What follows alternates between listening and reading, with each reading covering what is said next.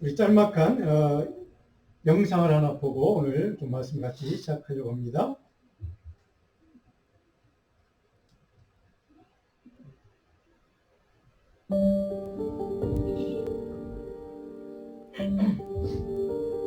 길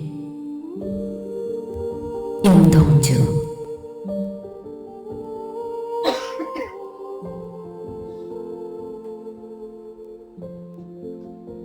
잃어버렸습니다.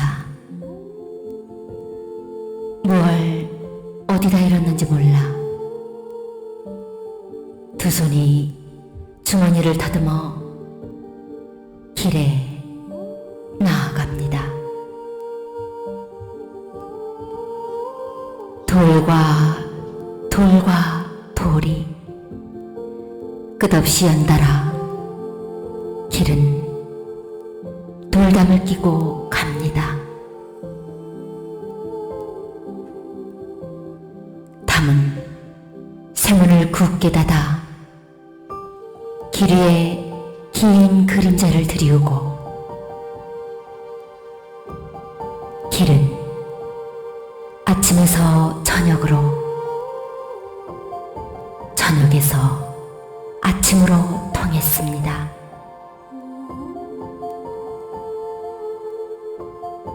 돌담을 다듬어 눈물 짓다 쳐다보면 하늘은 부끄럽게 푸릅니다.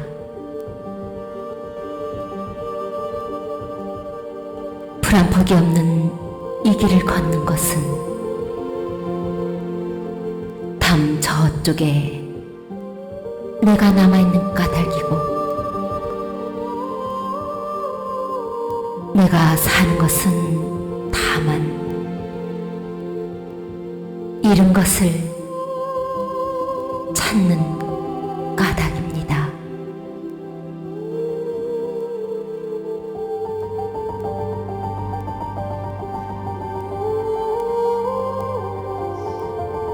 (2024년) 우리가 한 해 동안 살아왔고, 마지막 날, 마지막 주일에 우리가 하나님 앞에서 예배를 드리는 이 시간, 저 시를 제가 읽으면서 올 한 해 동안을 표현하는 가장 좋은 영적으로, 물론 저분은 크리스찬이긴 하지만 이제 일제시대 때 쓴 시의 내용인데, 오늘 이 시대 2023년이라는 이 오랜 후의 시간이지만 시인과는 많이 차이가 나는 세대이기도 하고, 그러면서 우리가 영적으로 이 한 해를 돌아보면 저 시인의 지금 시 말처럼 길을 잃어버린 상황, 우리 영적으로 우리 많은 크리스찬들이 하나님의 길, 믿음의 길, 말씀의 길을 잃어버리고 살아온, 그래서 혼돈하고 정말 방황하고 이런 상황이 아니었나, 2023년의 한 해를 돌아보면서 그런 생각을 하게 되었습니다.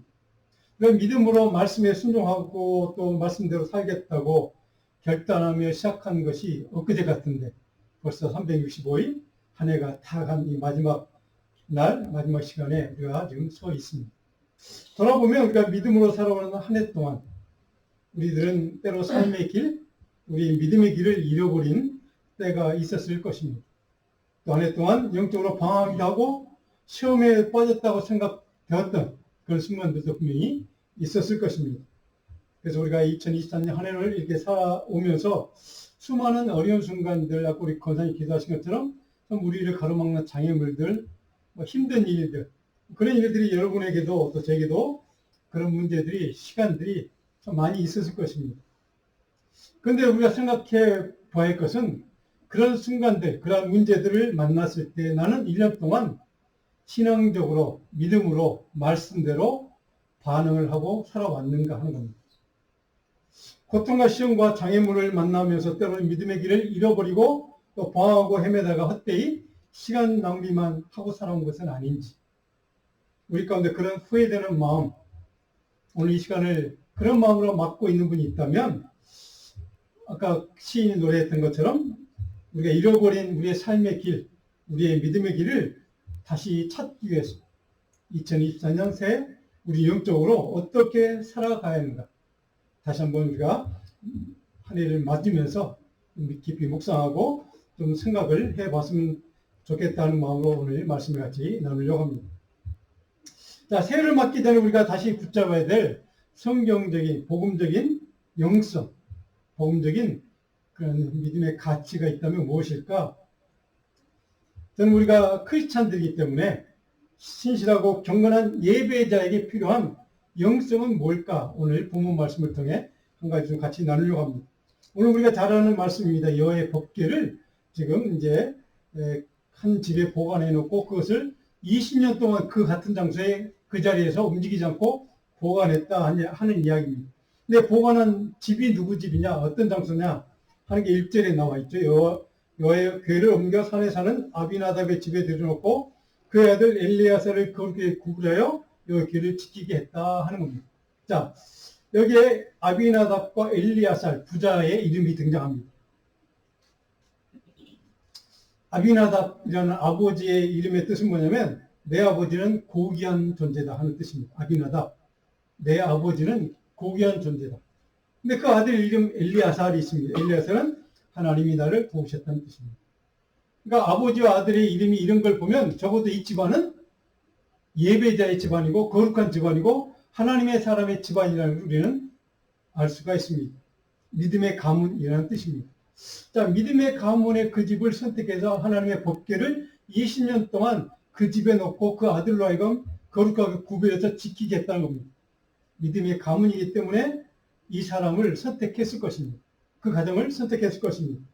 자, 동시에 그 아들을 거룩하게 구별해서 법궤를 지키겠다는 말씀을 오늘 우리는 본문을 통해서 알게 됩니다. 무슨 뜻입니까? 하나님의 사람, 하나님을 신실하게 예배하는 예배자의 가정, 하나님을 믿는 믿음의 가정, 그 믿음의 가정이 바로 고귀한 존재가 사는 집이고 그리고 하나님이 돕는 집이고 동시에 거룩하게 구별된 집이라는 뜻입니다. 저는 우리 믿음의 사람, 저와 여러분의 가정이 하나님이 그렇게 선택하셨다고 저는 믿습니다. 우리를 고귀한 존재로 하나님의 백성으로 삼으시고 우리를 늘 하나님께서 도우고 인도해 주셨고 우리를 믿음의 가문으로 고귀하게 거룩하게 구별해 주시는 그런 은혜를 우리는 누리고 있다고 저는 믿습니다. 그런 믿음의 사람으로 1년 동안 우리는 살아오면서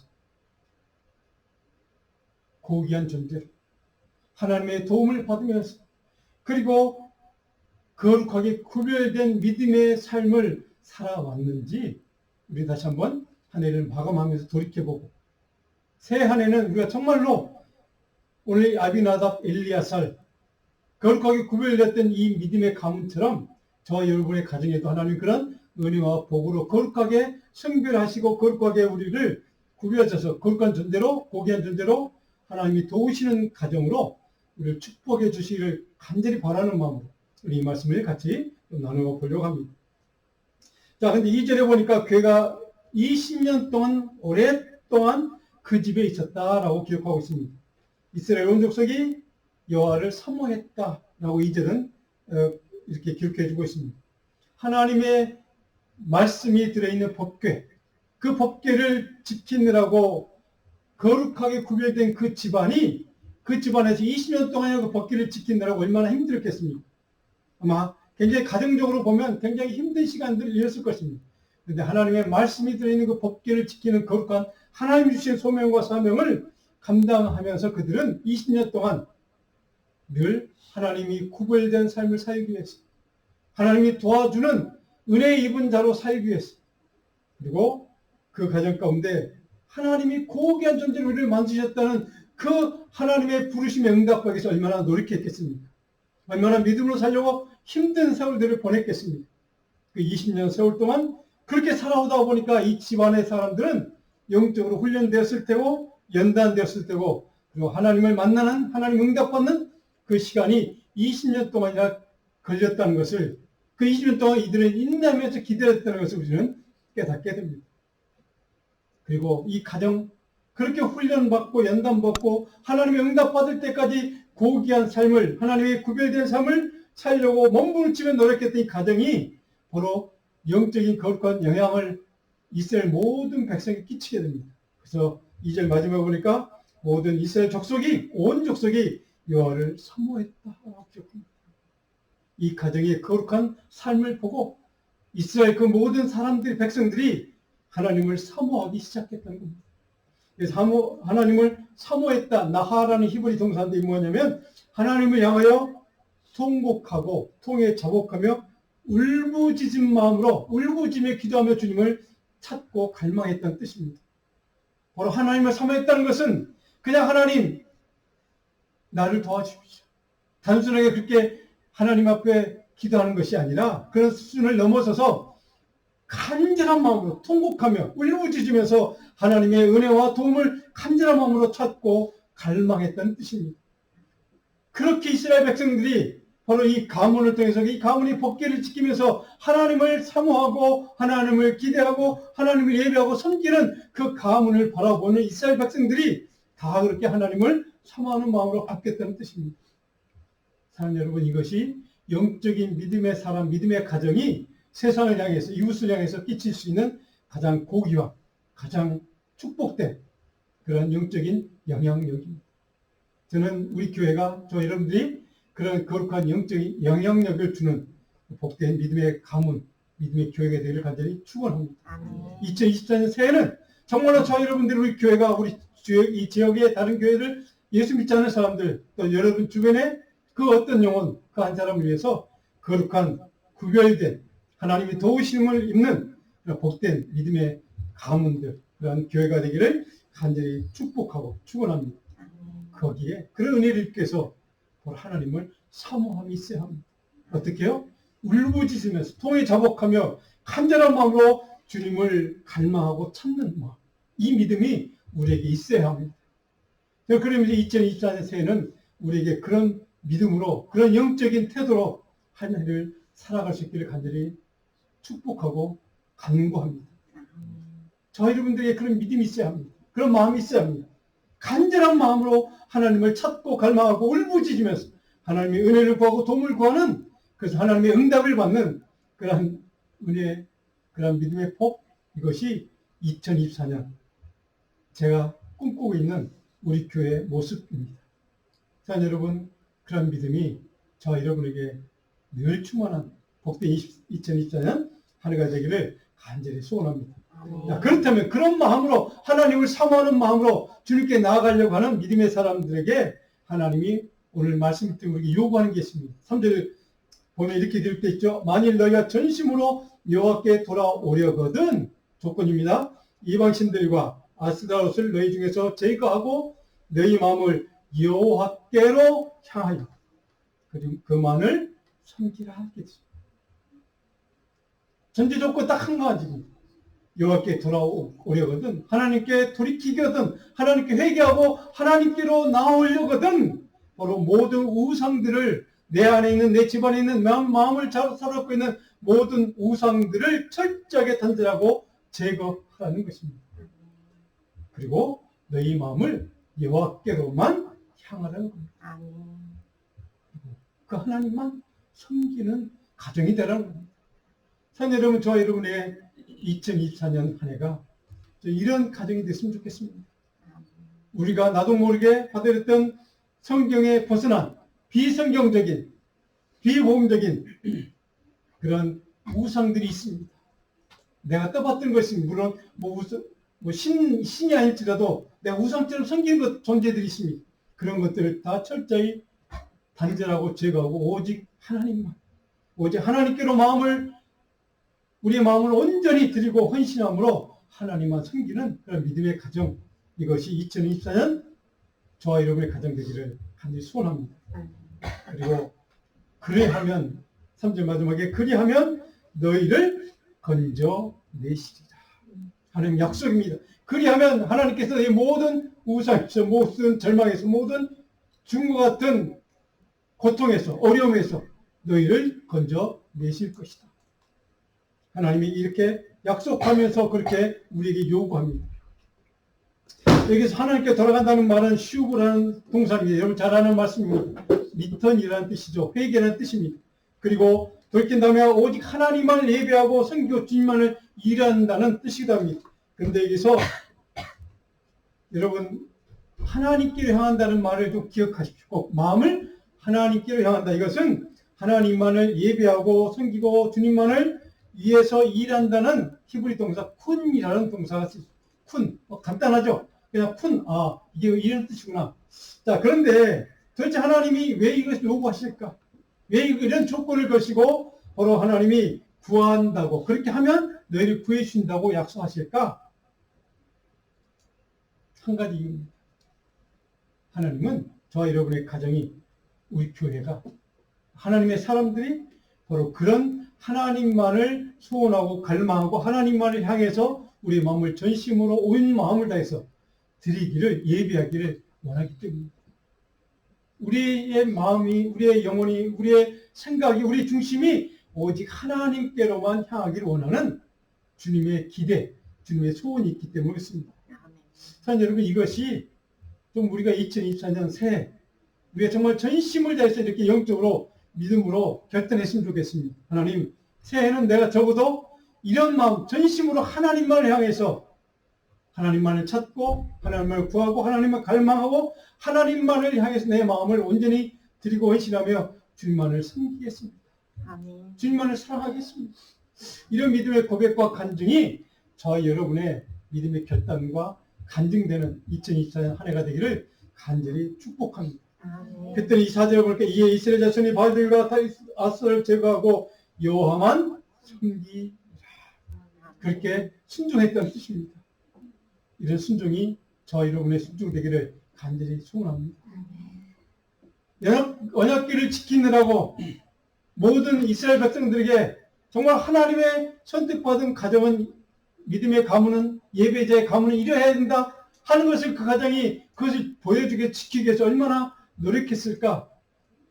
그것이 너무나도 고귀해서 너무나도 귀해서 많은 이스라엘 백성들 주변의 사람들이 그것을 보고 배우고 깨닫고 영향을 받고 그들이 하나님을 사모했다.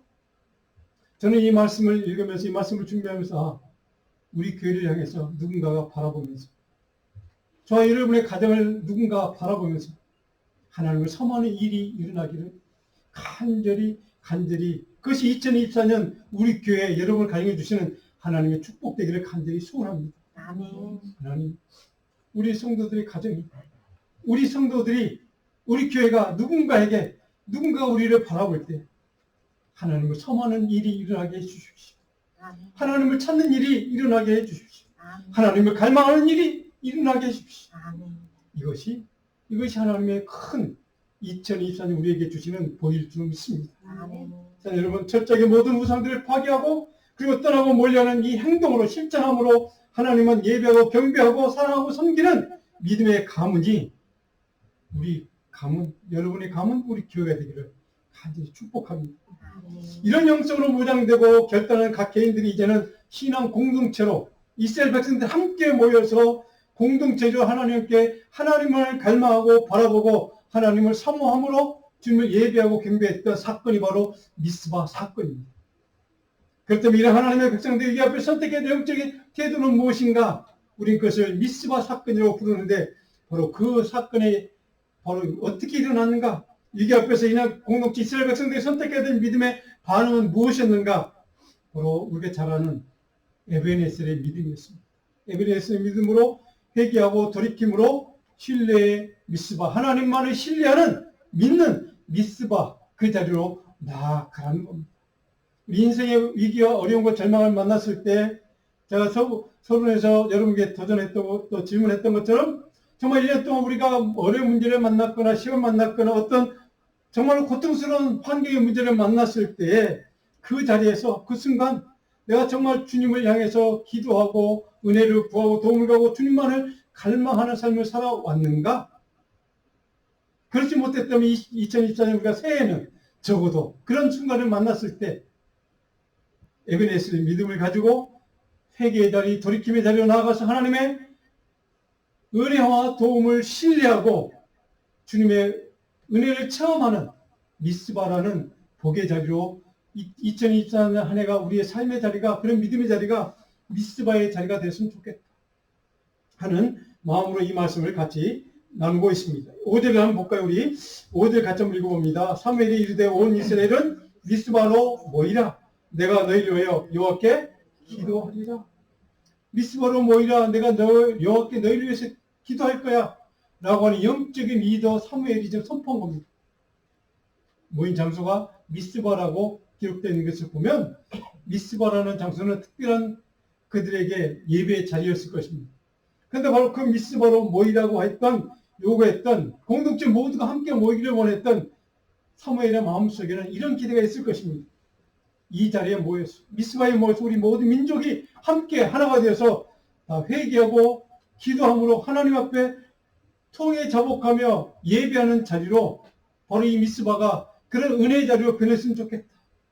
미스바로 모이는 이유는 바로 하나님의 은혜와 능력과 구원의 은혜를 입는, 하나님의 놀라운 축복을 입는 그런 믿음의 자리가 됐으면 좋겠다 라고 하는 마음으로, 그런 기대감으로 바로 그는 모든 이스라엘 백성들을 그 자리에 초청한 겁니다. 지금 위기를 이제 맞는 그 상황 가운데 그들이 깨달아야 될 영적인 교훈이 무엇인가를 사무엘은 가르쳐 주기를 원했던 것 같습니다. 그 6절에 보니까 그들이 미스바에 모여 거기에서 이르되 우리가 여호와께 범죄했나이다. 뭐합니까? 통회하며 회개하며 기도하는 겁니다. 공동체를 기도하는 겁니다. 우리 모든 이스라엘 백성들이 하나님 앞에 범죄했습니다. 그들이 간절 기도의 내용은 바로 회개였습니다. 그들의 잘못된 신앙의 모습, 우상 숭배했던 과거의 잘못된 우상 숭배 죄, 이 모든 것들을 회개하고 통회하면서 하나님 앞에 은혜를 구하고 용서를 구하는 겁니다. 그리고 그 믿음의 자리, 회개 자리에서 하나님의 놀라운 형통의 복을 그들이 체험하게 됩니다. 그들은 지금 그 자리에 온 것은 기도하러 모였습니다. 무장하지 않았습니다. 전쟁할 준비가 되어 있지 않습니다. 그런데 그렇게 기도하는 자리, 그 자리를 호시탐탐 노리는 적이 있습니다. 누굽니까? 블레셋. 바로 그 위기 상황, 블레셋 군대가 지금 그 소문을 듣고 그들이 한 곳에 모였다더라, 좋은 기회다, 공격하자라고 하는 소식을 그들이 듣게 됩니다. 자, 기도하는 그 자리에 하나님만 예배하고 하나님 바라보겠다고 사모하는 그 자리에 모였던 이스라엘 백성들이 그 소문을 듣고, 자기들 공격해 온다는 그 소문을 듣고 어떤 모습을 보여주는지, 어떤 반응을 보여주는지 7절을 보면 잘 나와 있습니다. 이스라엘 자손들이 듣고 블레셋 사람들을 두려워하여 여전히 하나님을 기도하는 자리, 예배하는 자리, 사모하는 자리에 모였음에도 그들은 지금 두려워했다는 뜻입니다. 하나님을 예배하고 하나님의 권능을 입겠다고 모였던 그 자리에 그들은 여전히 두려움을 떨쳐버리지 못했다는 겁니다. 여러분, 우리라고 다릅니까? 우리가 똑같은, 우리도 이 사람들처럼 그 상황이라면 똑같이 두려워 떨었을 것입니다. 어쩌면 더 벌벌 더 떨었을지도 모르겠습니다. 그런 위기 앞에서 위기의 원인이 되는 적군들에 대한 두려움과 절망에 뜨는 모습을 우리는 바로 이 구절에서 볼 수 있습니다. 그런데 그나마 다행스러운 것은 그 위기 상황에서 절망에 떨면서도, 두려워 떨면서 그들은 영적인 지도자 사무엘을 찾아가는, 사무엘 앞에 나가서 그에게 위기와 절망을 이길 수 있는 길을 열어달라고 그에게 간절히 요청하는 모습을 우리는 볼 수 있습니다.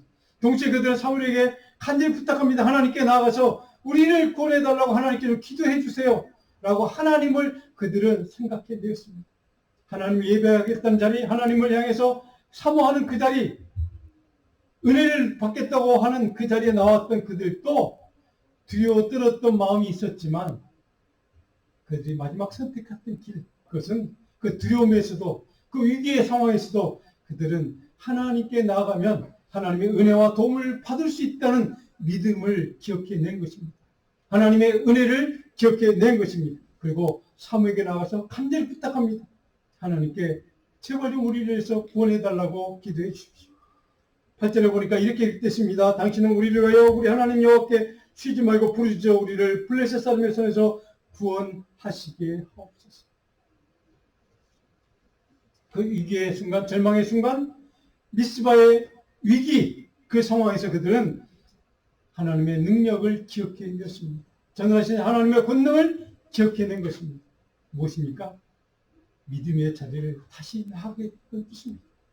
자, 여러분, 겨자씨처럼 미약하지만 적어도 그 미약한 믿음일지라도 하나님을 향한 간절한 갈망과 은혜를 구하는 믿음, 하나님을 향한 신뢰, 그리고 그 조그만 신뢰가 있다면 그들 마음 중심에 그 조그만 결심하는 믿음으로 그들 마음속에 자리하고 있다면 바로 그 믿음의 능력이 엄청난 놀라운 결과를 이루어내는 것을 오늘 우리 말씀을 통해 보게 됩니다. 그 결심하는 믿음일지라도 그것이 있었다는 것이 중요하다는 뜻이기도 합니다. 그래서 예수님도 그런 비유를 말씀하신 겁니다. 결심하는 믿음이 바로 우리를 살리는, 우리를 구원하는, 우리를 하나님의 놀라운 은혜와 형통을 누릴 수 있는 복으로 바꿀 수 있는 힘이 거기에 있다는 사실을 오늘 우리 이 사건을 통해서 우리는 깨닫게 됩니다. 지금 우리가 당하고 있는 미스바의 위기, 인생의 미스바가 있을 것입니다. 절망이 있을 것입니다. 그러나 그 모든 것에서 우리가 구원받고 하나님의 은혜를 입는 길은, 유일한 길은 하나님의 도우심 뿐인 줄을 우리는 믿고 주님 앞에 나아갈 수 있게 간절히 축원합니다. 오직 하나님의 은혜와 하나님의 도우심 밖에 없다는 사실을 우리는 기억해야만 합니다. 사무엘이 9절에 보니까 사무엘이 이스라엘을 위하여 여호와께 부르짖으며 여호와께서 응답하셨더라. 하나님이 들어주셨다는 뜻입니다. 그리고 물론 성경 쭉 읽어보면, 오늘 본 말씀 읽어보면 하나님께서 그 블레셋을 물리쳐 주시고 승리하는 그런 이야기가 쭉 기록되어 있습니다. 자, 그리고 그 결과는 형통의 복으로 하나님이 그들을 채우셨다고 기록하고 있습니다. 생명의교회 성도 여러분, 여러분이 지금 이 길을 형통으로 바꿀 만한 그런 작은 믿음이 있어서 그 믿음의 신뢰가, 기도가 있는지 다시 한번 우리가 스스로 점검해 보기를 바랍니다. 적어도 내게 조그만 것일지라도 하나님을 믿고 신뢰하는 믿음의 모습은 있는지, 어떤 일을 만나든 작은 믿음일지라도 그 믿음의, 그 조그만 믿음의 그 뿌리를 가지고 하나님께 나아가서 주님의 은혜를 구할 수 있다면 바로 그것이 하나님 놀라운 은혜와 축복과 형통의 길인 줄로 믿습니다. 저는 2024년 새해가 그런 믿음으로 우리가 살 수 있는 복된 한 해가 되기를 간절히 소원합니다. 우리가 돌이켜보면 2024년 한 해 동안 우리 모두 여러 가지 면에서 힘든 일들을 많이 경험했을 것입니다. 코로나로 인해서 여러 가지 고통을 당하고 또 예배를 드리는 일에 초월한 그런 것이 우리가 일상화돼서 많은 사람들이 예배 자리, 교회로 돌아오지 못하고 하나님을 같이 모여서 공동체 모여서 예배하는 그 공동체 예배를 많은 분들이 지금 잃어버리고 살아가는 사람들이 참 많습니다. 무너진 예배 자리, 믿음의 자리, 허물어진 삶의 자리에서 헤어나지 못하고 많은 크리스찬들이 영성도 허물어지고 무너진 것을 보게 됩니다. 그래서 어떻게 생각하면 하나님을 향한 경험, 믿음과 신뢰마저도 무너지고 그 영적인 공황 상태를 경험한 한 해가 바로 2024년 한 해였을 것입니다. 그런 상황을 이겨내고 다시 믿음의 자리, 은혜의 자리를 회복하고 온전한 하나님의 사람으로 말씀에 순종하는 믿음으로 살려가려고 무척 노력해 왔던 한 해가 2024년 또 한 해였습니다. 그럼에도 여전히 무엇인가 부족하고 허기진 것처럼 영적인 기근, 황폐한 심령을 우리가 경험했던 것도 또한 2024년 한 해였습니다. 믿음을 붙들고 주님을 섬기고 또 예배하고 살려고 몸부림쳤지만 그럼에도 무엇인가 부족한 그것을 느끼며 살아왔던 게 올 한 해였다는 것입니다. 그런데 중요한 사실은 뭔가 부족한 것처럼 느껴지는데 뭔가 만족되지 않는 것이 있음에도 불구하고 하나님은 여기까지 우리를 인도하셨다는 사실입니다.